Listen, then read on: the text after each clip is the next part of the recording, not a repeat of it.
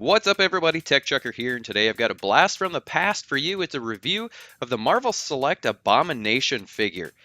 I've had this for quite some time now, and the only reason I'm reviewing him really is because my display fell down, as did he. He was a part of the carnage, so I figured, you know what, let's do a review and then throw him back up on that shelf. So let's go ahead and take a closer look.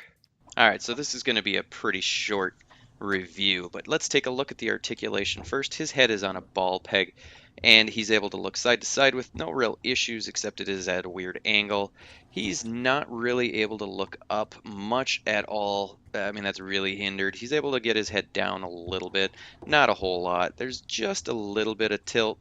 Sorry for the lighting. This figure's a little bigger, so my light's not hitting him in the right spot. But he has a ball hinge in his shoulder, and he's only able to get his arm out about that much, not very much. He is able to swivel that arm all the way around, which is nice. There is no bicep swivel, which would be really, really nice.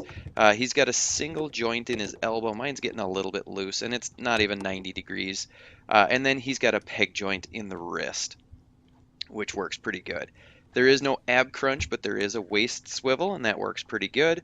Moving down, he's able to kind of kick his leg forward just a little bit. Not much. I believe these might be wide jointed hip joints. He's able to kick back just a little bit as well. And then there is some swivel within that leg. He's got a single jointed knee, which gets him almost 90 degrees, which is pretty decent. And then there's a hinge in that ankle as well, which is pretty hindered. He's not going to move that back much. Forward, also not very much. So overall, the articulation is pretty minimal, but that's not really the reason that I bought this figure. I bought him because it just looks super cool. So if you're really looking for a dynamic looking pose, you might go for the Marvel Legends Build-A-Figure instead of this one. All right, we are going to take a look at the sculpt. Hopefully my lighting works okay. But looking at this face sculpt number one, I mean, the detail work, the sculpt work, all the little, I mean, just wrinkles and pits and whatnot on that face. His ear things are a little bit soft. The teeth are painted great. The eyes are painted great. Throughout the figure, the sculpt work is just amazing, as is the paint. There's lots of different colors to this figure. There isn't a spot that's smooth on this figure that it's just so cool. I love the way that they did this. You can see there's some color difference on the plates on his back from the green. This is really why you're going to buy this figure. It's the sculpt and the paintwork.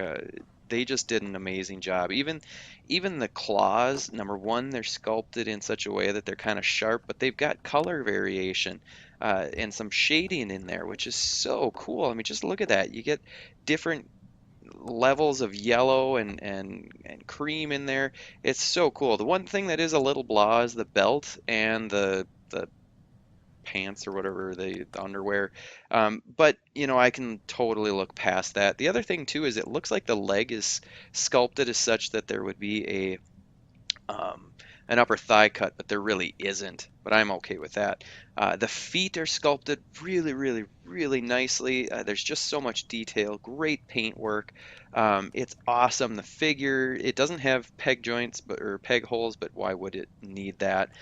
This thing is so heavy too. I mean, it probably weighs about 2 pounds. It's just awesome. I love this figure so much. Let's go ahead and give you a size comparison here with Captain America. So Abomination stands nearly twice the height. He comes in at just about 9 inches. So he's very big, which I really like. I'm glad that he's this huge. Overall, you know, for sculpt and paintwork, you're not going to get much of anything better than this figure. Yeah, if you're looking for that articulation, you're probably going to want to look elsewhere. He doesn't come with any accessories, which I am totally okay with.